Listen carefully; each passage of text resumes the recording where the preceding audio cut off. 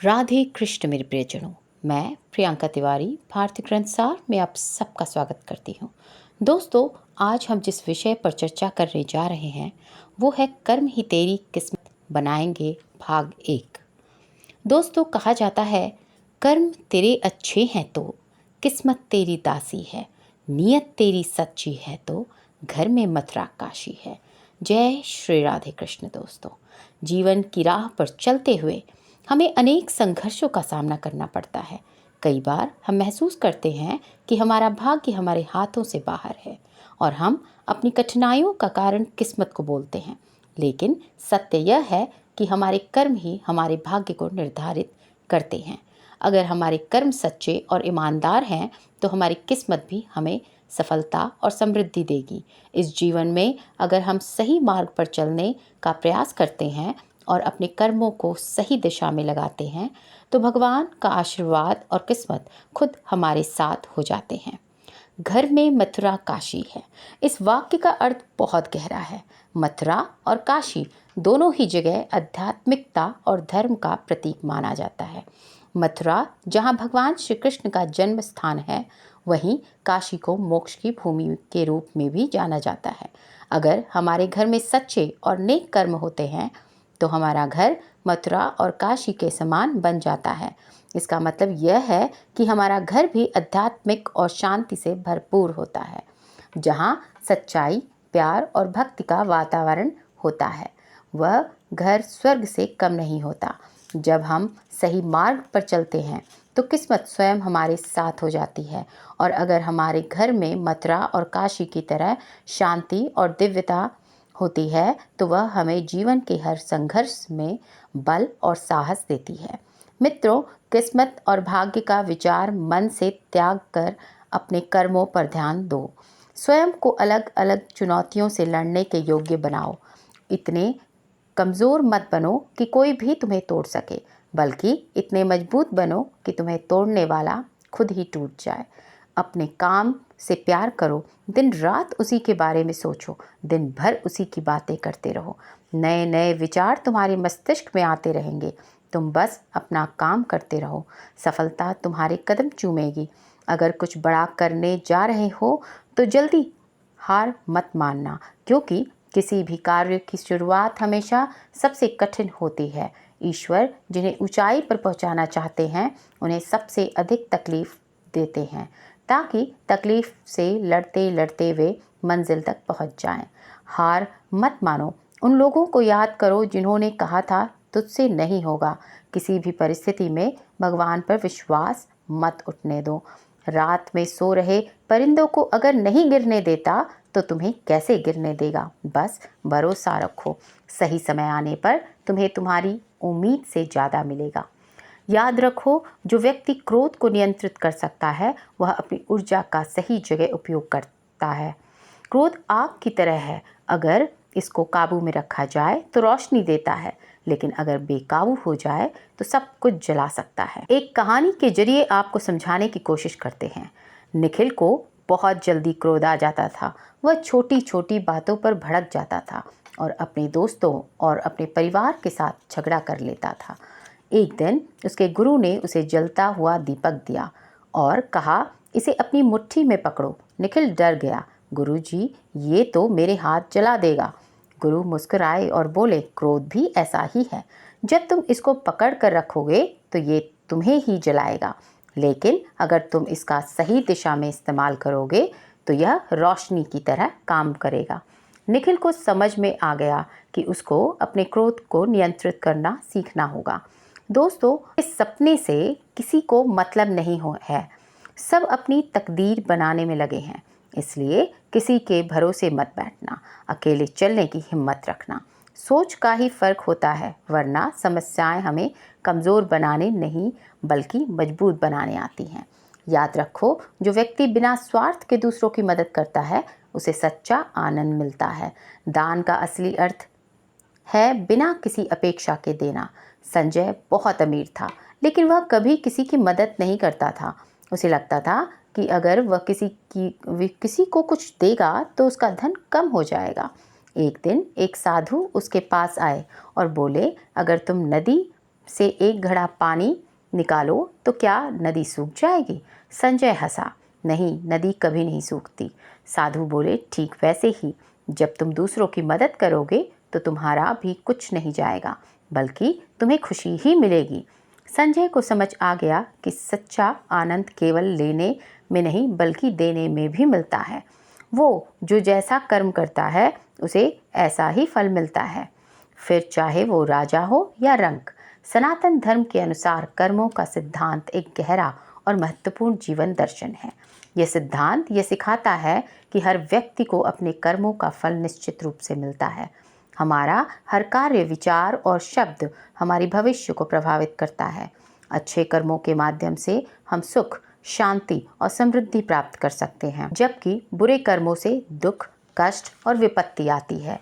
कर्मों का यह चक्र जन्म जन्मांतर से जुड़ा होता है, इसलिए इसे कर्मवर्धन कहा जाता है। सनातन धर्म के प्राचीन ग्रंथों में भी कर्म और उसके फल के बारे में विस्तार से बताया गया है। भगवद गीता में भगवान श्री कृष्ण ने अर्जुन से कहा है, तुम्हारा काम केवल कर्म करना है, फल के बारे में चिंता मत करो।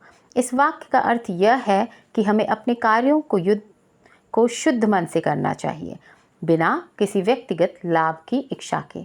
भगवान श्री कृष्ण ने ये भी बताया कि प्रत्येक कर्म का एक फल होता है और वह फल समय के अनुसार ही प्राप्त होता है। उदाहरण के रूप में महाभारत और रामायण जैसे महाकाव्य भी स्पष्ट रूप से बताते हैं। रामायण में भगवान राम का अपना जीवन, उन्होंने सत्य और धर्म का पालन किया और इसके परिणाम स्वरूप उन्हें विजय और सम्मान प्राप्त हुआ।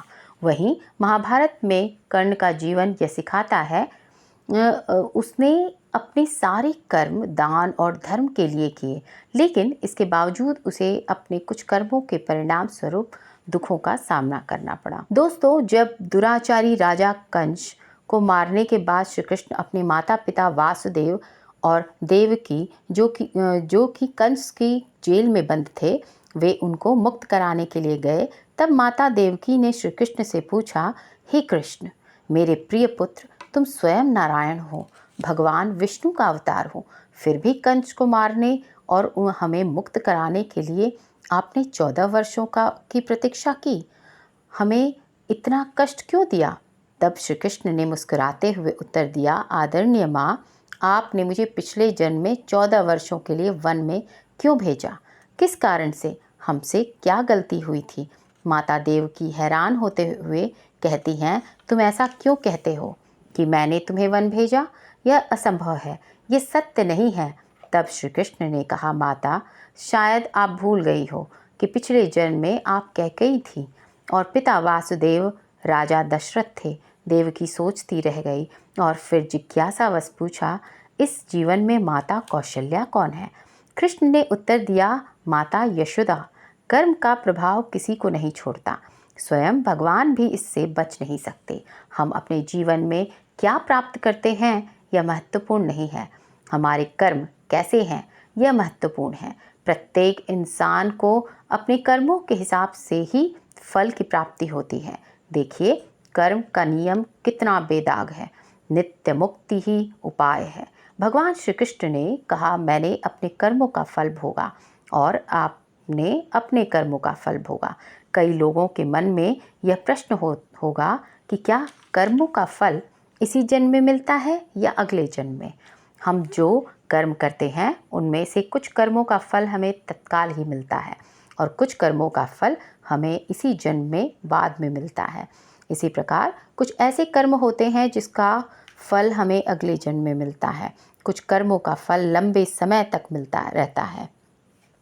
जैसे किसी भूखे को आपने भोजन कराया तो उससे आपको खुशी मिली, यह खुशी तुरंत मिली और यह कर्म आपके पुण्य कर्मों में शामिल हो गया। अब इस कर्म का फल पहला तो खुशी के रूप में मिला और दूसरा तब मिलेगा जब आपके पुण्य कर्म प्रकट होंगे। यह फल क्या होगा ये कोई नहीं जानता। इसी प्रकार यदि आपने चोरी की है तो उसी वक्त कुछ मन में खटका, भय भी लगा होगा, अपराध बोध भी हुआ होगा। यह कर्म मन को दूषित करेगा।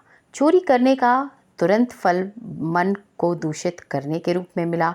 इसके बाद यदि पकड़ा गया तो तब वह अलग से फल मिलेगा। यह कर्म पाप कर्म में शामिल होकर बाद में भी प्रकट होगा। अधिकतर कर्मों का फल हमें इसी जन्म में मिल जाता है। यदि पुराने पाप कर्म ज़्यादा हैं तो वर्तमान बड़ा ही संघर्ष भरा होगा, दुखदायी होगा, और यदि पुण्य कर्म बहुत ज़्यादा हैं तो वर्तमान बहुत सुखद होगा। अपने कर्मों का फल भोगने से भगवान भी नहीं बच सके, कर्म फल भोगने से स्वयं श्री राम भी नहीं बच सके, तो अन्य सांसारिक जीवों की क्या मिसात। राम ने बाली को छिपकर मारा था। इसका फल उन्हें कृष्ण अवतार में एक बहेलिया द्वारा चलाए गए बाण से मारे जाने के रूप में मिला। भगवान राम के पिता दशरथ को भी अपने किए गए कर्म का फल भी भुगतना पड़ा। दशरथ ने अनजाने में श्रवण कुमार का वध कर दिया था, जिस कारण पुत्र वियोग में उनके माता पिता की मृत्यु हो गई। इसका फल राजा दशरथ को राम के वनवास के कारण उनके वियोग में देह त्याग कर भोगना पड़ा। दोस्तों, ऐसा भी कहा जाता है कि जन्म से पहले ही हमारे भाग्य की रेखाएं निर्धारित कर दी जाती हैं और पूरा जीवन उन्हीं पूर्व निर्धारित रास्तों पर चलता है। हमारे शास्त्रों में भी यह उल्लेख मिलता है कि हर घटना अपने उचित समय पर ही घटती है, जिसे हम बदल नहीं सकते। लेकिन जब जब पहले से ही तय है तो फिर हमारे कर्मों का क्या महत्व है? क्या इंसान की मेहनत और प्रयास व्यर्थ है, या फिर भाग्य और कर्म एक दूसरे के पूरक हैं? अक्सर जब हम असफल होते हैं तो उसका दोष भाग्य को देते हैं, लेकिन जब हमें सफलता मिलती है तो उसे हम अपने कर्मों का परिणाम मानते हैं। यह विरोधाभास हमें कर्म और भाग्य के वास्तविक संबंध को समझने से रोकता है। वास्तविकता तो यह है कि ना तो भाग्य ही पूर्ण सत्य है और ना ही कर्म की शक्ति को नकारा जा सकता है। जीवन में केवल भाग्य के भरोसे बैठे रहना उचित नहीं है, लेकिन यह सोचना भी गलत है कि केवल कर्म के बल पर ही सब कुछ बदला जा सकता है। इस भ्रूण सत्य को गहराई से समझने के लिए आइए इसे एक प्रेरणादायक कथा के माध्यम से समझते हैं। ऊंचे पहाड़ों के बीच एक प्राचीन मंदिर था, जिसके उस पार हीरापुर नाम का एक छोटा सा गांव बसा था। गांव के आखिरी छोर पर केशव अपनी छोटी बहन राधा के साथ एक साधारण से घर में रहता था। उनके माता पिता का बचपन में ही निधन हो गया था। केशव गांव में एक छोटी सी दुकान चलाता था, जिससे उनका गुजर बसर चलता था। हर दिन दुकान बंद करने के बाद केशव घर लौटता, राधा के हाथ का बना खाना खाता और दोनों मिलकर दिन भर की बातें करते। लेकिन उस रात जब राधा खाना परोस रही थी, उसने गंभीर लहजे में कहा, भैया, हमें अपनी दुकान को बड़ा करने के बारे में सोचना चाहिए। इस तरह तो हमारी कमाई भी पूरी नहीं होती और हम बस जैसे तैसे गुजारा कर रहे हैं। केशव ने मुस्कुराते हुए जवाब दिया, अरे राधा, जैसी हमारी किस्मत होगी वैसा ही मिलेगा। मेहनत करने से कुछ नहीं बदलता, भाग्य ही सब तय करता है। राधा बोली, भैया, माँ हमेशा कहती थी कि मेहनत करने वालों का भाग्य भी बदल सकता है। हमें कोशिश करनी चाहिए, नहीं तो हम हमेशा ही ऐसे ही रहेंगे। केशव ने सिर हिलाते हुए कहा, तू भी न राधा, 2 वक्त की रोटी मिल रही है, यही काफ़ी है। ज़्यादा सोचने से कुछ भी नहीं बदलेगा। इतना कहकर वह सो गया, लेकिन राधा देर रात तक बैठी छत पर आसमान को देखती रही। उसके मन में एक ही सवाल था, क्या सच में भाग्य को बदला नहीं जा सकता? अगर माँ आज होती तो क्या वह भी भैया की तरह सोचती या फिर मुझे सही राह दिखाती? यही सोचते हुए उसकी आंख लग गई। लेकिन उसके मन में एक नया संकल्प जन्म ले चुका था। वह अपने भाई को यह साबित करके दिखाएगी कि मेहनत और कर्म की असली ताकत क्या है, भाग्य नहीं। अगले दिन सुबह जब केशव खाना खाकर दुकान जाने के लिए तैयार होता है, राधा कहती है, भैया रुको। तो केशव ने कहा, क्या हुआ राधा, कोई काम है? कुछ बाजार से लाना है क्या? नहीं भैया, आप दुकान जाइए, उससे पहले पास के जंगल से कुछ लकड़ियां ले आइए, राधा बोली। केशव ने कहा। इतना कहकर वह घर से निकलकर जंगल की ओर बढ़ने लगता है। यहाँ राधा भाई के लौटने की राह में आंखें लगाए बैठी थी। उधर जंगल पहुंचते ही केशव लकड़ियां जुटाने में लग गया। लकड़ियां काटते वक्त अचानक उसके हाथ में चोट लग गई। दर्द से कराहते हुए वो सोचता है, थोड़ा आगे चलकर देखता हूँ, शायद कोई और भी लकड़ियां लेने आया हो तो मदद मिल जाएगी। इधर घर के बाहर बैठी राधा भाई का इंतजार कर रही थी। वह सोचती कि सुबह से दोपहर हो गई, भैया की कोई खबर नहीं। ऐसा क्या हो गया होगा? हे भगवान, भैया सलामत हो। भरी दोपहर में सुनसान गली में बैठी राधा के मन में बहुत सारे सवाल उठ रहे थे। दूर पहाड़ों के बीच से आते मंदिर की घंटियों की आवाज़ उसकी उलझनों को और बढ़ा रही थी। उधर केशव मदद की तलाश में मंदिर तक जा पहुंचा।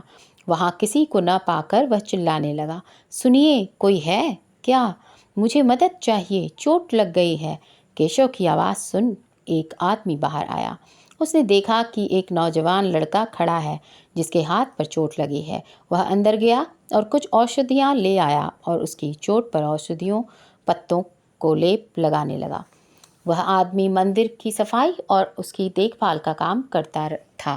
तभी पीछे से एक आवाज़ आई, भैया क्या हुआ और यह चोट कैसे लगी? केशव ने आश्चर्य से कहा, राधा तुम यहाँ?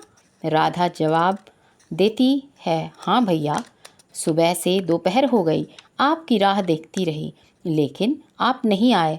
ऊपर से ये मंदिर की घंटियों की आवाज़ मुझे खींच लाई।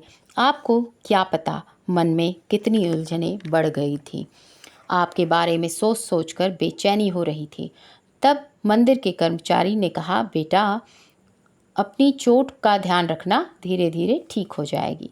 केशव उस आदमी का आभार व्यक्त करता है और राधा से कहता है, चलो बहन, राधा अब घर चलते हैं। राधा कहती है, भैया मैंने सुना है कि इस मंदिर में एक विद्वान ब्राह्मण रहते हैं जो ग्रंथों और पुराणों का ज्ञान रखते हैं। चलिए न उसके उनके पास चलते हैं।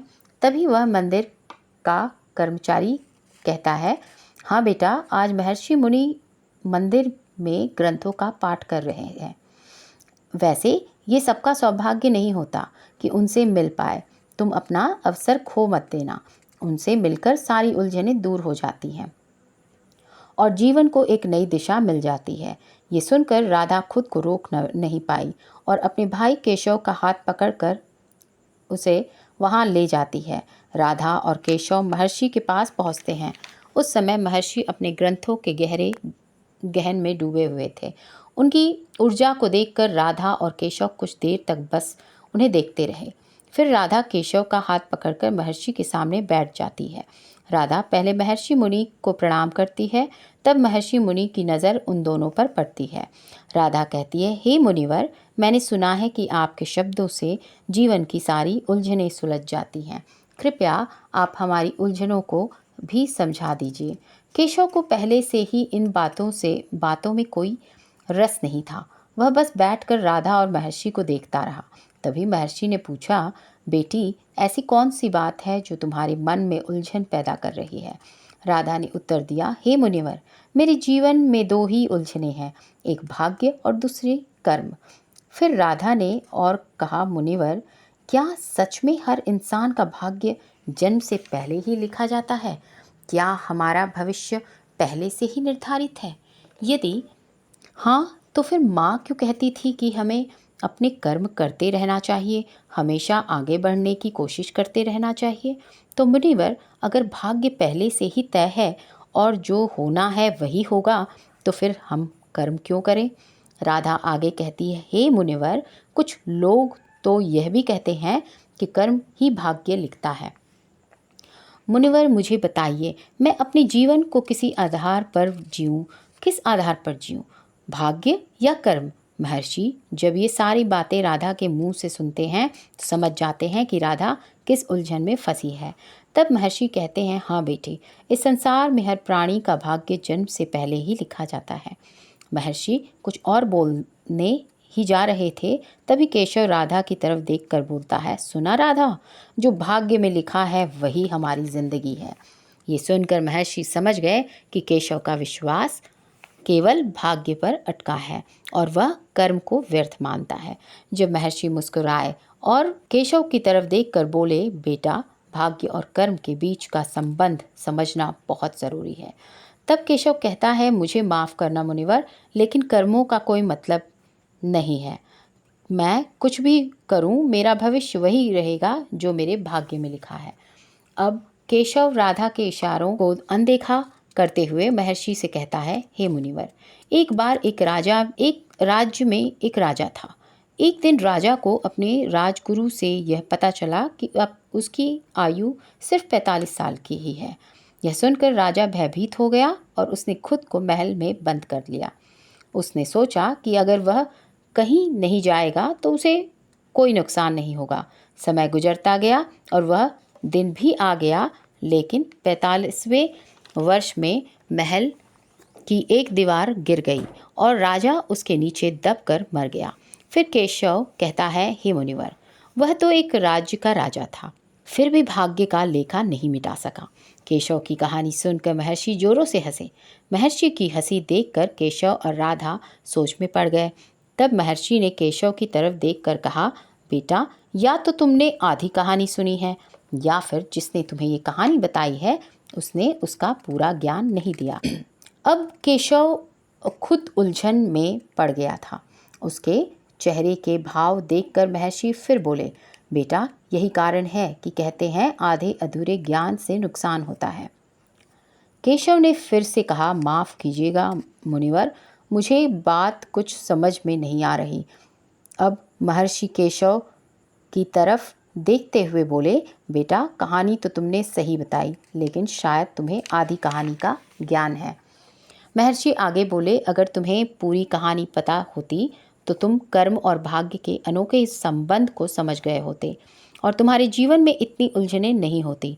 तभी राधा महर्षि की तरफ हाथ जोड़ते हुए बोली, हे मुनिवर, हमें माफ़ कीजिए और कृपया हमें इस कहानी का पूरा ज्ञान दीजिए।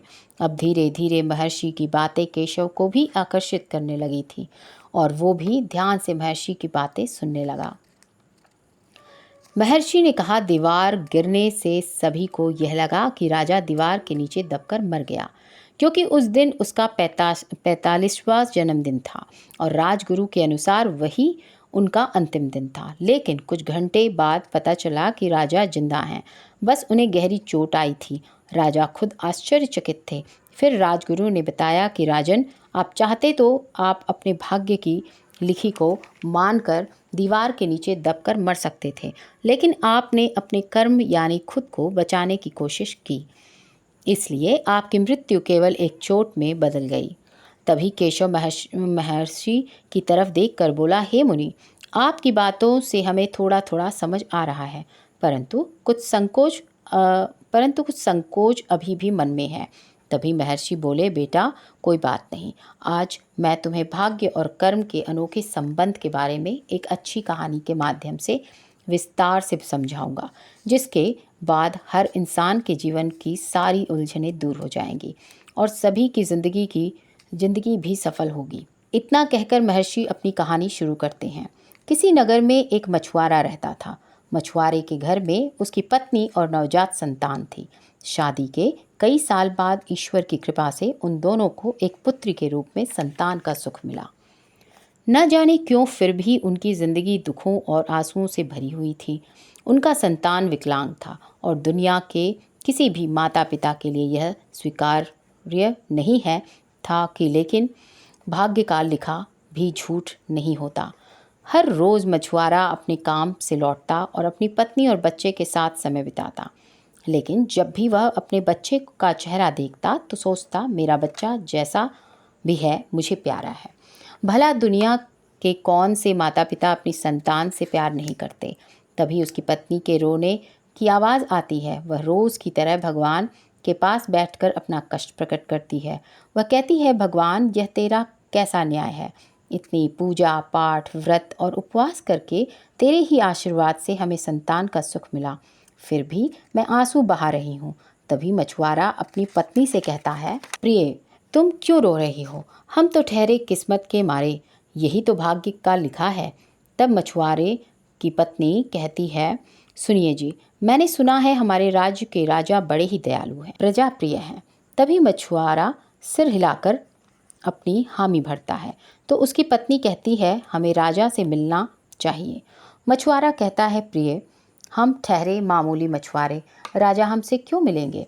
फिर मछुआरे की पत्नी रोते हुए कहती है, सुना है राजा दरबार में राज वैद्य हैं जो कई बड़े बड़े रोगों का निवारण करते हैं। राजा से मदद की पुकार करेंगे तो कोई न कोई समाधान जरूर मिलेगा। पत्नी की बात पर सहमत होकर राजा राज दरबार की ओर चल देता है और वहां जाकर मछुआरा कहता है, हे राजन, मैं एक साधारण सा मछुआरा हूँ। और अपनी पत्नी की ओर इशारा करते हुए बोला, यह मेरी पत्नी है और यह मेरी बेटी है। हम एक छोटे से नगर में रहते हैं जो आपकी राज्य से अधीन है। वो लोगों की हालत देखते हुए राजा ने कहा, मेरी प्रजा मेरे लिए प्रथम प्रिय है। हे मछुआरे, ऐसी कौन सी दुविधा में पड़े हो जिसके लिए तुम्हें यह कष्टदायक सफ़र करके आना पड़ा। तभी मछुआरे ने बोला, हे राजन, शादी के कई साल तक हम संतानहीन थे। मैंने और मेरी पत्नी ने बड़े तप किए, तब जाकर हमें भगवान की कृपा से संतान सुख मिला। लेकिन महाराज, मेरी बेटी जन्म से ही विकलांग है। ये दुनिया के किसी भी माता पिता के लिए सहज नहीं है। नगर भर में हर संभव कोशिश कर ली पर कोई लाभ नहीं मिला। मछुआरे की बात सुनकर राजा ने कहा, हे मछुआरे, तुमने संकोच बेझिझक होकर बोलो। अगर तुम्हें किसी तरह की सहायता की आवश्यकता हो तो मुझे बताओ, मैं समझ जाऊंगा। तभी मछुआरे की पत्नी ने कहा, महाराज, हमारे नगर की एक महिला से पता चला है कि राज्य दरबार में राजवैद्य अनेक रोगों का निवारण कर ज्ञान रखते हैं और वे बड़े ही ज्ञानी वैद्य हैं। अगर मेरी बेटी की भी वे जांच करें तो हो सकता है हमारी बेटी सक्षम हो जाए। मछुआरे और उसकी पत्नी की बात को ध्यान में रखते हुए राजा के आदेश पर राज्य वैद्य राज दरबार पहुँचे। अब इस बच्ची की जांच शुरू हुई। मछुआरे और उसकी पत्नी की आंखों में उम्मीद दिख रही थी। घंटों की जांच के बाद सबकी उम्मीदों की दीप जल रहे थे, वह अचानक बुझ गई जब इलाज करने वाले राज वैद्य ने कहा, माफ़ करना महाराज, पर शायद ये संभव नहीं है। ये बच्ची सक्षम है। माना कि मैं अनेक रोगों का निवारण करता हूँ और अनेक औषधियों का ज्ञान रखता हूँ, पर मुझे माफ़ करें, यह शायद इस बच्ची का भाग्य है जिसे मैं बदल नहीं सकता। भला भाग्य का लिखा कौन बदल सकता है। दिलों की धड़कनें तेज हो गई थीं। मछुआरे ने कहा, हे दयालु राजन, क्या मेरी बच्ची को सक्षम बनाने का कोई रास्ता बचा है। ऐसा कहकर वह जोरों से रो पड़ा। तभी राजा ने कहा, हाँ, शायद कुछ हो सकता है। फिर वहाँ खड़े अब सभी की नज़रें राजा पर जा टिकी। वे सब राजा से समाधान की उम्मीद में थे। राजा ने कहा, महाज्ञानी ग्रंथ का ज्ञान रखने वाले जो एक ही झलक में भाग्य रेखा पढ़ लें, राजगुरु, बस वही एक अकेले मात्र रास्ता बचा है। राजा ने निवेदन पर राजगुरु महल पहुँचे और बच्ची के पास बैठ गए। यहाँ सब उनकी ओर आंखें लगाए बैठे थे। घड़ी दोपहर से सूरज ढलने तक का समय भी बीत गया। मछुआरे और उसकी पत्नी की हर एक सांस इस उम्मीद में ले रहे थे कि शायद वे अपनी बेटी को ठीक कर सकते हैं, करके ही अपने नगर लौटेंगे। लेकिन अचानक बिना कोई शब्द बोले राजगुरु कक्ष से बाहर निकल गए और सभी लोग हैरान रह गए। तभी मछुआरे की पत्नी दौड़ते हुए राजगुरु के पीछे भागी और उनके पैरों में गिर गई। वह बोली, बिना कुछ बोले मत जाइए गुरुदेव, आप तो ग्रंथों का ज्ञान रखने वाले महाज्ञानी हैं, आप मेरी बच्ची का भाग्य नहीं बदल सकते। मछुआरे की पत्नी की बात सुनकर राजगुरु के दिल में हलचल मच गई। उन्होंने बड़ी मुश्किल से खुद को संभाला, क्योंकि ऐसी परिस्थिति से वे पहली बार गुजर रहे थे। हमेशा जीवन की दिशा दिखाने वाले लोग, दूसरों की उलझने सुलझाने वाले महागुरु थे वह। लेकिन आज उनके सामने एक माँ थी और शायद पहली बार वे ऐसी स्थिति में थे जहां उन्हें ये समझना था कि उनके पास उस बच्ची के लिए कोई समाधान नहीं है। कुछ देर बाद बड़ी मुश्किल से राजगुरु ने खुद को संभालते हुए कहा, बेटी, मुझे माफ़ कर दो। आज पहली बार इस गुरु साधक को यह कहना पड़ रहा है कि तुम्हारे बेटी के भाग्य रेखा में ही विकलांग होना लिखा है। मैं महाज्ञानी महागुरु हूँ, पर भगवान नहीं, फिर मछुआरा वहाँ पहुँचा। उसने सारी बातें सुन ली थीं। अब रात्रि का समय हो गया था, तो राजा ने सभी को महल में ही जाने को का आदेश दे दिया। मछुआरा और उसकी पत्नी ने महल में रात बिताई, क्योंकि अंधेरी रात में अपनी नन्ही सी बेटी को लेकर कहाँ जाते। अगले दिन सुबह मछुआरा उसकी पत्नी और बच्ची के साथ महल से निकलकर नगर की ओर बढ़ चले। रास्ते में चलते चलते दोनों बस यही सोच रहे थे कि इस संसार में जब तक माता पिता हैं तब तक सब कुछ ठीक है। वैसे वे अपनी विकलांग बेटी की चिंता कर रहे थे। उन्होंने यह भी सोचा कि माता पिता को अपना सारा जीवन संतान के साथ नहीं बिता सकते। उनके बाद उनकी बेटी का भविष्य कैसे चलेगा? आखिर वो सक्षम जो नहीं है, लोग उसे किस नज़र से देखेंगे? ये कठोर दुनिया हमारी बेटी को कैसे चलने देगी? पति पत्नी अपने दोनों ये सब सोचते सोचते जंगल से होकर घर तक पहुंच गए। थके हारे जंगल से लौटने के बाद भी खाने का एक भी निवाला ना लिया। बस भगवान के सामने दिया जलाकर बैठे। वे दोनों पति पत्नी के मुंह में एक शब्द भी नहीं थे, पर दोनों के ही आंखों से बहते आंसुओं की धार जैसे बहुत कुछ कह रहे हों। फिर उनकी बच्ची रोने लगी तो मछुआरे की पत्नी उसे दूध पिलाकर सुला दी और वह भी अपनी बेटी के पास सो गई। और मछुआरा ईश्वर के सामने हाथ जोड़े बैठा था। कुछ समय बाद उसकी भी आंखें लग गई। ठाकुर जी को पुकारते हुए मछुआरे की आंख लगी थी। तभी उसके सपने में ठाकुर भगवान प्रकट हुए, मानो जैसे वो हकीकत में ठाकुर भगवान को अपने सामने देख रहा हो। भगवान को देख कोई भक्त भला चुप कैसे बैठ सकता था? मछुआरे ने कहा, हे ठाकुर जी, हमने और हमारी पत्नी ने बहुत तप किए, तब जाकर आपकी दया दृष्टि पड़ी और हमें संतान सुख प्राप्त हुआ। आप तो भाग्य लिखते हैं, मनुष्य के जन्म से पहले ही भाग्य लिखी जाती है। ठाकुर जी, ऐसा कौन सी भूल हुई थी आपने हमारी बेटी के भाग्य में विकलांगता लिख दी? श्री ठाकुर जी मुस्कुराए और कहा, हे मछुआरे, तुम्हारी भक्ति में तो मैं हर वक्त प्रसन्न होता हूँ। न तुम्हारी पूजा में कोई भूल हुई थी। मेरी बातों को ध्यान से सुनो। तुम्हारी बेटी तो क्या, संसार में मैं किसी का भाग्य नहीं लिखता। यह तो वे खुद तय करते हैं कि उनके आने वाले समय में घटित होगा। तभी मछुआरे ने पूछा, हे प्रभु, मुझे ज्ञानी को थोड़ा विस्तार से समझाइए। फिर ठाकुर जी कहते हैं, सुनो मेरे प्रिय भक्त, आज तुम्हारी बेटी जिस घड़ी से गुजर रही है, यह भाग्य उसने अपने पिछले जीवन के कर्मों से लिखा है। यह सुनकर मछुआरा आश्चर्यचकित हो जाता है। फिर श्री ठाकुर भगवान कहते हैं, प्रिय भक्त, ये दुख तुम्हारे बेटी के पिछले जन्मों के कर्मों का फल है। सुनो, एक राज्य में एक जोहरी रहता था, जिसके पास बेशुमार दौलत थी। जोहरी की 3 कन्याएं थीं और तुम्हारी बेटी उस जोहरी के कन्या थी और अपने पिता की सबसे प्रिय कन्या थी, पर उतनी ही अहंकारी भी। रूप, गुण, बुद्धि और धन से भरपूर उसका जीवन था। हे मछुआरे, शायद किसी जन्म का पुण्य फल था जिसकी वजह से उसे यह दुर्लभ जीवन मिला था।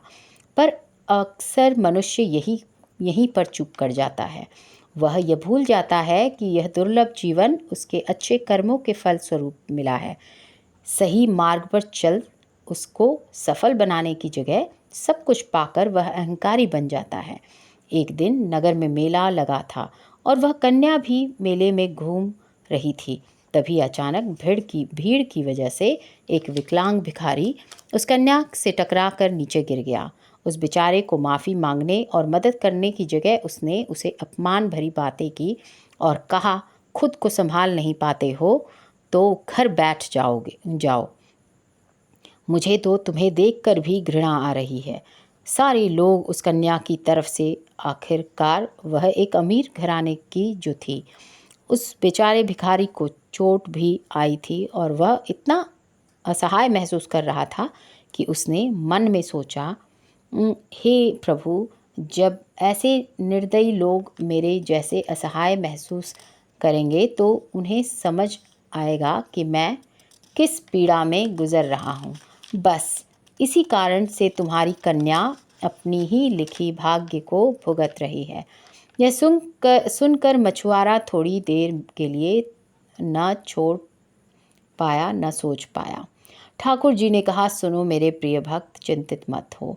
जब तुम एक पुण्य आत्मा के रूप में जन्म लेते हो तो तुम्हारे जीवन में कठिनाइयाँ और संघर्ष ज़रूर होंगे, क्योंकि इस दुनिया में हर आत्मा को कुछ न कुछ कष्ट भोगना पड़ता है ताकि वह अपने पिछले कर्मों को समाप्त कर सके। लेकिन याद रखो, तुम्हारी बेटी के जीवन में जो कठिनाई है वह उसकी परीक्षा है। यदि वह धैर्य साहस से इन कठिनाइयों का सामना करता है तो वह करती है तो वह अपने भाग्य को भी बदल सकती है। एक दिन वह भी कार्य करेगी जिसकी कल्पना तुमने अपने जीवन में की थी।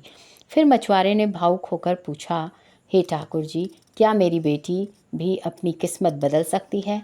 तब ठाकुर जी ने ने उत्तर दिया, अवश्य मेरे प्रिय भक्त, अपने कर्मों से ही भाग्य बनता है। यह तो मनुष्य की निजी सोच है कि भाग्य विधाता की देन है, क्योंकि मनुष्य आज भी कर्म की शक्ति को नहीं पहचानता और इसी वजह से कभी वो अपनी या किसी और व्यक्ति की बातों में आकर अपनी अंदर की ताकत को नहीं पहचान पाते और अपनी किस्मत को दोषी ठहरा बैठते हैं। अब ठाकुर जी ने कहा, सुनो मेरे प्रिय भक्त, तुम मेरे शब्दों को ध्यान से सुनो। तुमने मेरी पुकार की और मैं यहाँ आया तुम्हें इस पीड़ा से मुक्त करने।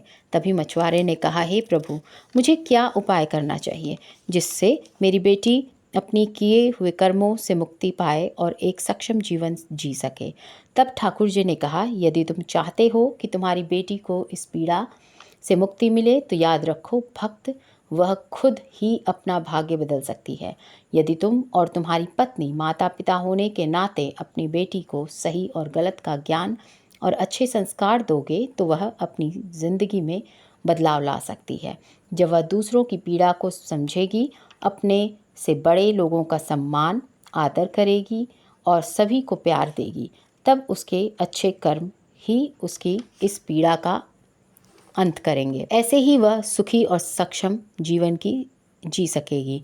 फिर ठाकुर जी ने कहा, याद रखो प्रिय भक्त, मनुष्य का जीवन एक दुर्लभ जीवन होता है।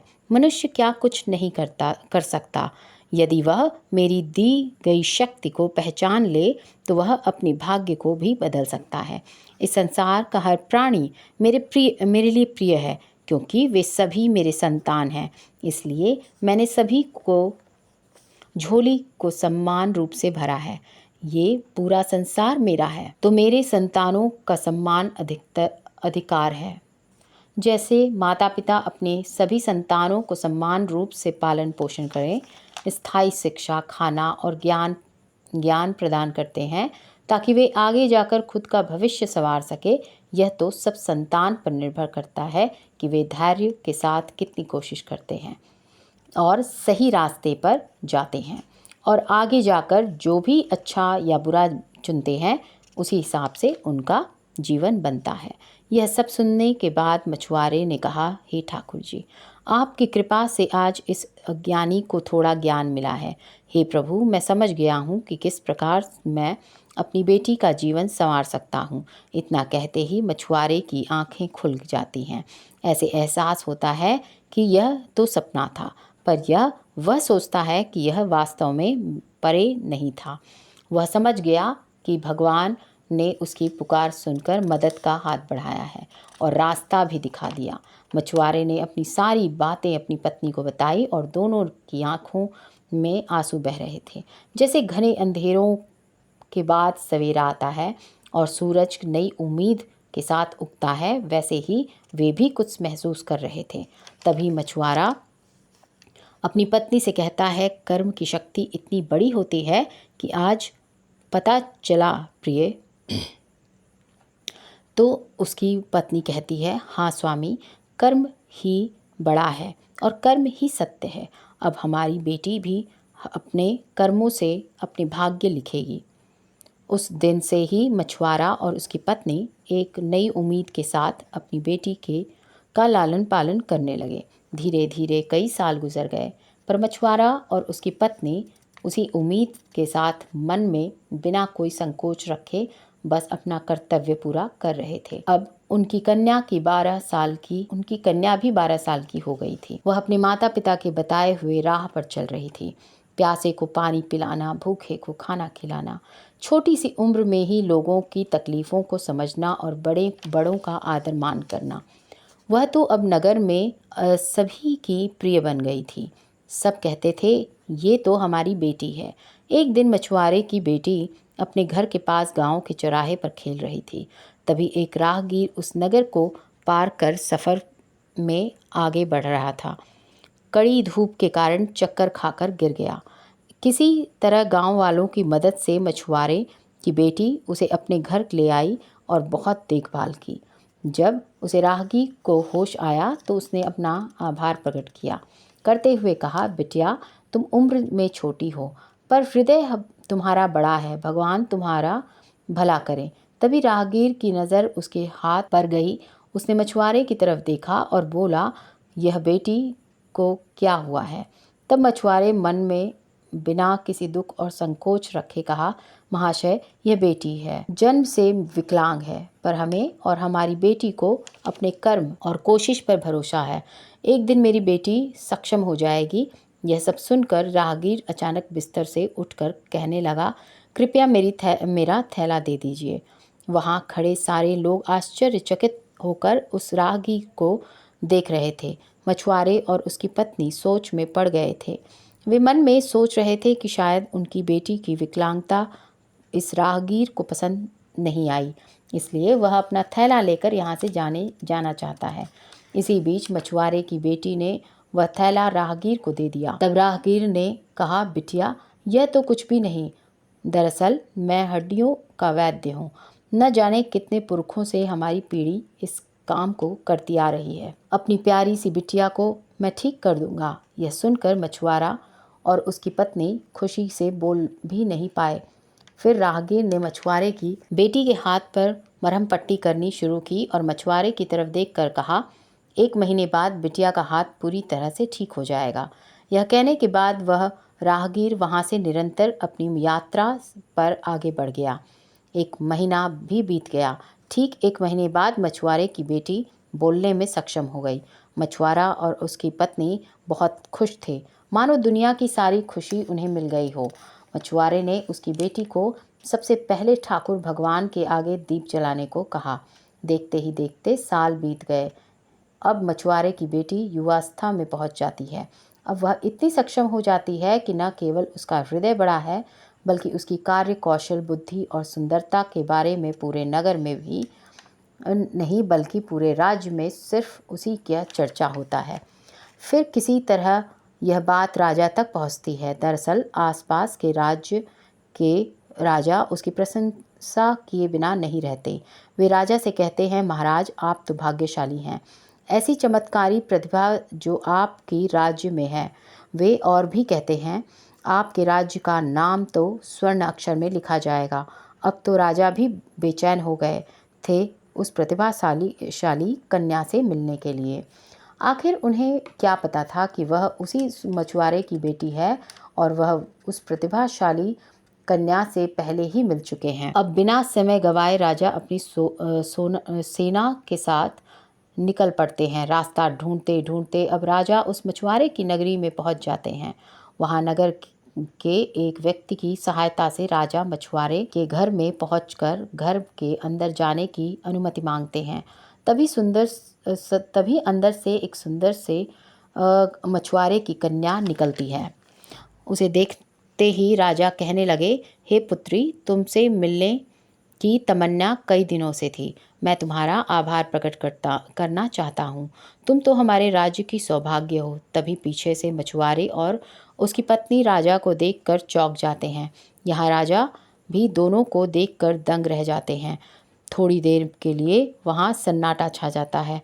अब मछुआरा मन में सोचता है, आखिर ऐसी कौन सी बात हो गई कि राजा इस मछुआरे के घर चले आए। कहीं मेरी बिटिया से कोई गलती तो नहीं हो गई।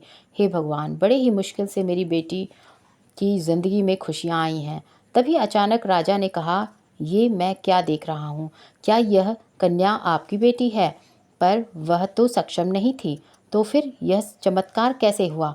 फिर मछुआरे और उसकी पत्नी ने सारी बातें बताईं और कहा, हे राजन, इसी तरह अपने कर्मों से ही मेरी बेटी ने अपना भाग्य बदल दिया। थोड़ी देर के बाद राजा ने कहा, कभी सोचा नहीं था यह भी संभव हो सकता है। फिर राजा मछुआरे की तरफ देखते हुए बोले, मछुआरे, आज आप लोगों ने समझा दिया कि कर्म की शक्ति सबसे ऊपर है। अब राजा उस मछुआरे और उसकी पत्नी के आगे हाथ जोड़कर बोलने लगे, हे मछुआरे, मैं निसंतान हूँ, मेरा कोई उत्तराधिकारी नहीं है। इस राज्य को की भार संभालने की ताकत अब मुझ में नहीं बची। मैं चाहता हूँ कि यह प्रतिभाशाली कन्या अपनी सूझबूझ और समझ से इस राज्य का शासन भार संभाले। राजा के मुंह से ये सब सुनकर मछुआरे की पत्नी रो पड़ी और बोली, नहीं राजन, ये नहीं हो सकता।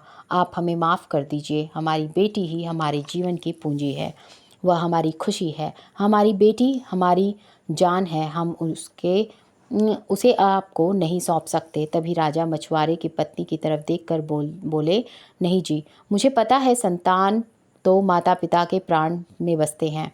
मुझे पता है संसार के धन को कोई दे सकता है, पर एक माँ अपनी संतान नहीं दे सकती।